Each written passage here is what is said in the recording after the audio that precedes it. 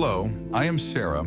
I am 8 years old and I live in Waynesbury, which is in England. My family is Mummy, Daddy, Josh, and Peter.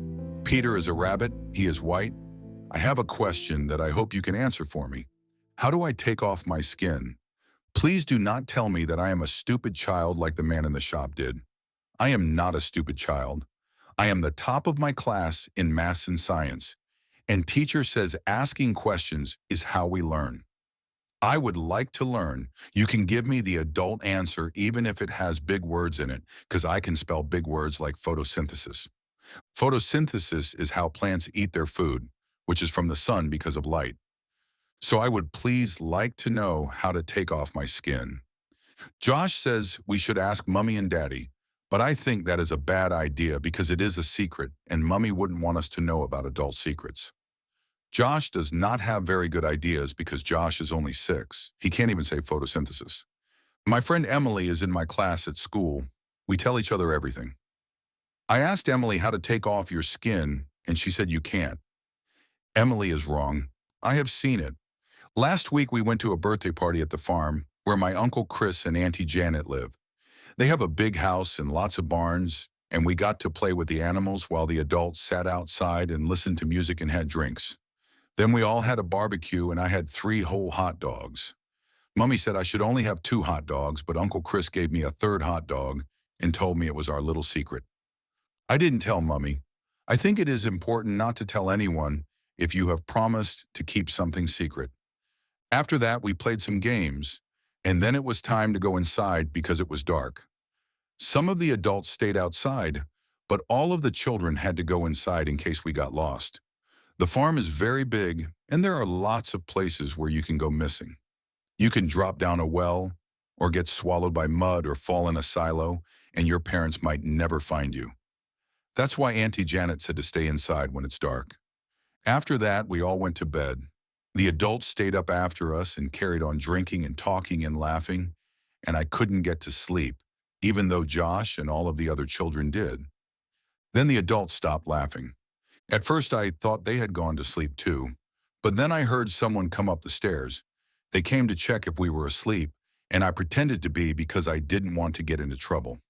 Then they went back downstairs and I heard them talk very quietly and I don't know what they said. Then they went outside. I went to the window and looked out, and all of the adults were walking towards the trees. They had torches and they weren't drinking or laughing, so I don't think it was part of the party. I got worried that maybe one of the children had gone missing. Auntie Janet had said that it was easy to get lost, so they might all have gone out to look for one of us. I checked the rooms where the children were sleeping, but they were all still there. Then I realized they must have missed Josh when they checked on us, because he was all snuggled up under his covers and you couldn't see his head. I didn't know what to do. Mummy and Daddy would be so worried because they thought Josh was lost, but he was still in bed. I decided I had to find the adults to tell them that Josh wasn't lost. I put on my wellies and found another torch and ran after them. It was very dark outside. The trees were waving and making noises, and I was a little bit scared, but then I could hear the adults ahead, and I wasn't scared anymore because I knew Mummy and Daddy would make sure I was safe, and they would be so happy that Josh wasn't lost. I ran the rest of the way, but then when I was very close to the voices, I fell over. I didn't hurt myself because it was on soft mud and leaves, and I am 8 now, so I don't even cry when I fall down. But my torch went off and rolled away, so I was in the dark again. I had tripped on something soft and squishy which was on the floor. I reached down because my foot was caught in it, and it felt like clothes but warmer. There was light ahead. I could hear the crackle of a fire and the voices. I could hear Mummy and Daddy laughing. But then I heard other voices. I heard voices I didn't know, and they didn't sound like adults. They sounded like if animals could talk. Not like in cartoons. They sounded like if a dog growls, but if the growl was words. And they laughed, but not in a happy way. I walked towards the bushes and I crept inside very quietly. I looked through the other side, and the first thing I saw was the fire. It was very big.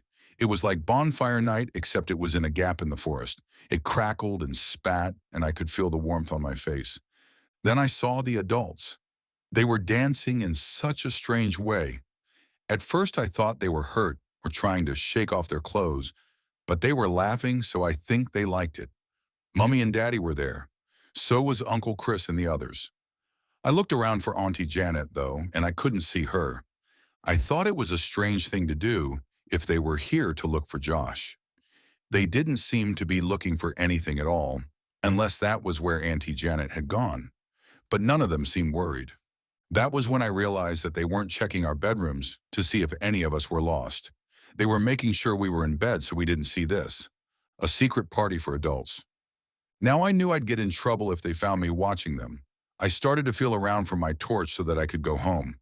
I would get lost going back in the dark, and if I couldn't find my light, then I would have to wait for the adults to finish so that I could follow them home. Before I found the torch, I heard that animal voice again. It said, "Freedom." The adults cheered. I couldn't see who was saying it because they were on the other side of the fire. The voice said, "In the womb of the night, be born again." It was so loud I could feel it in my tummy. My ears rang. My fingers tingled. I didn't like it at all. Then I saw Daddy reach inside his mouth. He held his top lip and his bottom lip. And he pulled. He pulled and he pulled. And I thought his head would split in half. I nearly screamed, but instead of breaking in half, his skin peeled away like an old banana. As his mouth stretched wider and wider, Daddy's underself started to climb out. I had never seen an underself before. I didn't know we had them. I hope mine is prettier. I don't like how they look so wet. I don't like the yellow splodges like an old toilet bowl. I don't like the bits of hair, how they come out all over the body and how they look sharp and hard and they drip. I think hair should stay on top, like our normal skin has. Daddy seemed to like it though. He stepped out of his skin and he stretched his arms wide and he yelled at the moon. It didn't sound like Daddy. It hurt my tummy again. Uncle Chris went next, and once he had taken off his skin, he threw it away. The other adults cheered. Then they all took theirs off, and they started to dance again, like they were angry at the fire and the trees. And most of all, like they were angry at their skins, which were dropped around at their feet and trampled into the mud. Only Mummy hadn't taken off her skin. I started to think that she couldn't, like me. But then Daddy walked over to her. He raised his hand to her face, and I saw that his fingers were sharp now like a claw. But Mummy didn't pull away. She closed her eyes and whispered to him. Then he reached into her mouth and he pulled her face away. Mummy's underself looked just like Daddy's. They ran their claws along each other. They looked into each other's eyes. Then they howled. All of them howled. I couldn't stand that noise. It was too loud and it shook inside my head, and it made my chest feel so small so that I couldn't breathe. I knew I would get lost if I left the bush, but I couldn't stay hidden with all that horrible sound. I ran, and I ran, and I ran, and I don't know how long I was running. I just knew I needed to run away from their howls and their screams and their laughter. Somehow I got back to the farmhouse. I went back inside and I went to bed, and I pretended to go to sleep. But I couldn't. I kept thinking about how the adults took off their skin. I didn't know we could do that. Early the next morning, they came home. I think I was the only child who heard them get back. I thought all of the adults might still be there underselves. But a little time later, Uncle Chris knocked on the door and he put his head in the room. It had his skin on. "Rise and shine, sleepy heads," he said. I thought about asking him about the adult party, but I was scared I'd get into trouble because I don't think I should have seen it. Instead, I went downstairs. Everyone was having breakfast, and the adults seemed very cheerful and awake, even though I knew they hadn't been to sleep. They were looking at each other and smiling. "Did you have a nice night?" asked Auntie Janet. The other children said yes and got their cereal and toast. I sat at the table with my bowl, but I hadn't got anything in it. I wasn't hungry.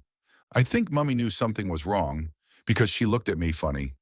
"Did you sleep well?" she asked me.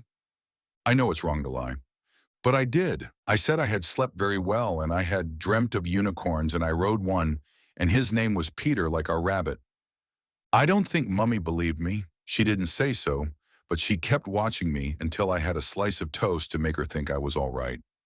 Soon Josh distracted her by spilling his drink all over the floor, And after that, the morning was a bit more normal. All of that was a week ago. Since then, I have not slept very well at all. When I am in the bathroom getting ready for bed, I practice taking off my skin, but it doesn't work. I don't know how they did it. Then every night I dream about the underselves and how everyone else takes off their skin, but I can't. And I am hiding in that bush and they are calling for me to come out in their animal voices. But I'm scared to come out. In my dream, it feels like the underselves want to hurt me. They sound so hungry with their growl voices. And I know that if I can't take off my skin, they will take it off for me. I wake up crying sometimes. Mummy has asked me a lot of questions about why I am upset. She asks me if something happened at the farm, and I tell her no. She asks me if I have told anyone about that day, and I tell her no. I do not want to tell her about what I saw. I would like it to stay a secret. If she found out that I snuck out, she would be very mad. And if everyone knew I couldn't take off my skin, I would be so embarrassed. I am 8 now. I should be ready to do adult things. I am especially nervous because Mummy has said that Uncle Chris wants us back at the farm soon. Not the other children, not even Josh. Just Mummy, Daddy, and me. I think they might have another party. Please tell me how to take off my skin. I would really like to impress them.